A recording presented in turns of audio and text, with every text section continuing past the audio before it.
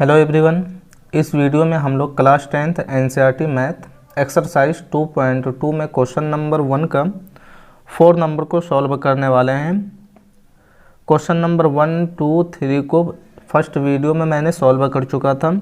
अगर आपने उस वीडियो को नहीं देखे हैं तो लिंक डिस्क्रिप्शन बॉक्स में मिल जाएगा, वहाँ से आप देख सकते हैं। तो क्वेश्चन नंबर 4 को चलिएगा, सबसे पहले हम लोग सॉल्व कर लेते हैं। सॉल्व करने से पहले हम लोग को क्वेश्चन लिखना होगा, जैसा कि क्वेश्चन आपका दिया हुआ है बुक में। 4 नंबर में है आपका 4u²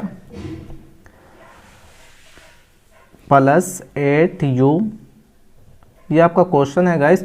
और इस क्वेश्चन में आपको शून्यक निकालने के लिए बोला जा रहा है। तो शून्यक का अर्थ होता है कि यहाँ पे आप u के जगह पे क्या रखेंगे कि ये कंप्लीट का वैल्यू जो है 0 के बराबर हो जाएगा, यानी 0 हो जाएगा।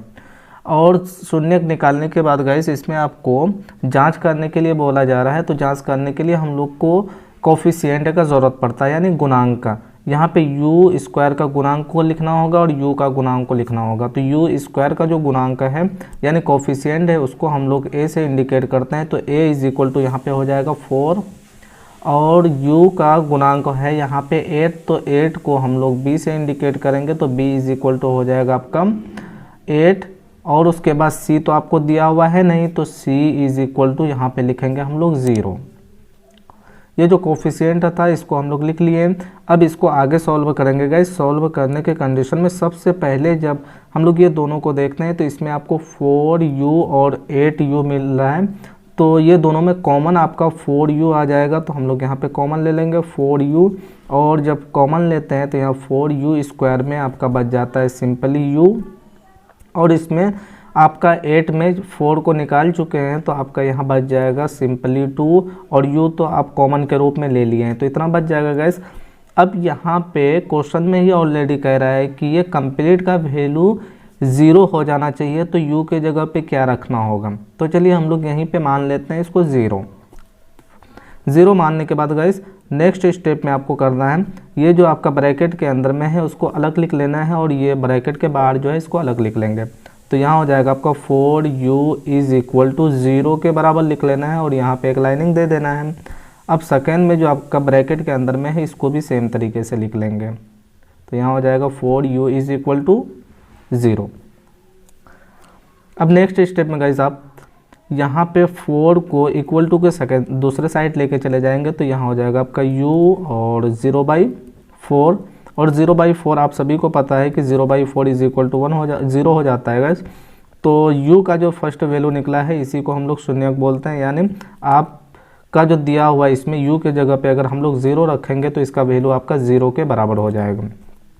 तो अब यहाँ पे फर्स्ट जो u का वैल्यू निकला है इसी को हम लोग बोलते हैं अल्फ़ा, यानी शून्यक फर्स्ट शून्यक को अल्फ़ा से इंडिकेट किया जाता है। तो अल्फ़ा = हो जाएगा आपका यहाँ 0। अब इसको भी सेम तरीके से करते हैं, u को इधर रहने देते हैं और 2 को = के सेकेंड साइड लेके चले जाते हैं। तो यहाँ प्लस में है, बराबर के दूसरे साइड जाएगा तो ये माइनस हो जाएगा।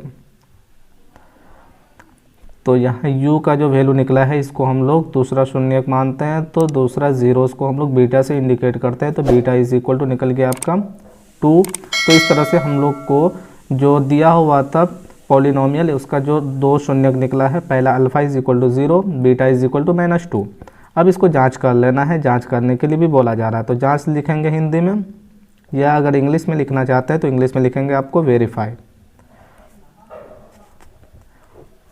वेरीफाई करने की कंडीशन में फर्स्ट जो कंडीशन होता है वो है आपका दोनों ही शून्यकों का सम, यानी जोड़, यानी अल्फ़ा प्लस बीटा = तो इसका फॉर्मूला हो जाता है -b/a, यानी u के जो कोफिशिएंट है उसका निगेटिव में वैल्यू लेना है, और उसके बाद u² का जो कोफिशिएंट है उसको सिर्फ लिख लेना है।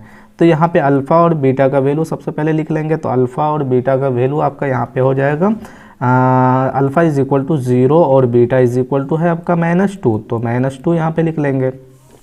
अब = के बाद b के जगह पे हम लोग लिखेंगे यहाँ पे 8, लेकिन पहले ऑलरेडी माइनस है तो माइनस लिखने के बाद यहाँ पे 8 दे देंगे, और a का वैल्यू आपका ऊपर में लिखा हुआ है 4, तो a के जगह पे हम लोग 4 को ले आएंगे, और 8 और 4 आपस में डिवाइड करेंगे तो ये 2 मरतबा में इसको 8 को डिवाइड कर देगा, और ये दोनों को फिर हम लोग सिंपलीफाई करेंगे। तो सिंपलीफाई करेंगे जब गाइस, तो ये आपका वैल्यू निकल जाएगा -2, और इधर भी आपका 2 बचा हुआ है तो माइनस साइन में है, तो इस तरह से हम लोग इसको 2 लिख देंगे। तो इसमें गाइस फर्स्ट जो जांच किया, इसमें left hand side right hand side के बराबर हो चुका है, तो इसको अभी हम लोग फिलहाल इक्वेशन 1 मान लेते हैं। अब सेकेंड वाला जो कंडीशन था, वो सेकेंड वाला कंडीशन है alpha into beta is equal to C/A, यानी जो शून्यक निकाले हैं वो दोनों शून्यकों का प्रोडक्ट यानी गुणनफल ये बराबर हो जाता है C/A के। तो अब हम लोग अल्फ़ा के जगह पे अल्फ़ा का वैल्यू रखेंगे, तो अल्फ़ा इज इक्वल टू यहाँ पे है 0 और इंटू बीटा के जगह पे -2 है तो -2 यहाँ लिख देंगे, और C यहाँ ऑलरेडी हम लोग ऊपर में लिखे हुए हैं C इज इक्वल टू 0, तो यहाँ C के जगह पे क्या वैल्यू रखेंगे 0, और A इज इक्वल टू 4 है तो 4 डाल देंगे। अब इसको थोड़ा आगे लेके बढ़ेंगे हम लोग, तो 0 से जब आप ये -2 को मल्टीप्लाई करेंगे तो ये 0 हो जाएगा, और यहाँ 0/4 इज इक्वल टू ऑलरेडी ये 0 हो जाएगा। इसको इक्वेशन सेकंड मान लेना है। और इक्वेशन फर्स्ट एंड सेकंड से हम लोग देख रहे हैं कि यहाँ पे भी LHS RHS के बराबर है और यहाँ पे LHS RHS के बराबर है, यानी लेफ्ट हैंड साइड में जो है वही राइट हैंड साइड में। तो आप इंग्लिश में भी लिख सकते हैं और हिंदी में भी।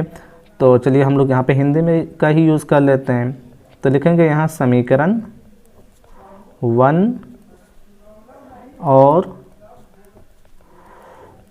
2 में, ये दोनों में आपका क्या दिया हुआ है, LHS जो निकाले हैं ये आपका RHS के बराबर है।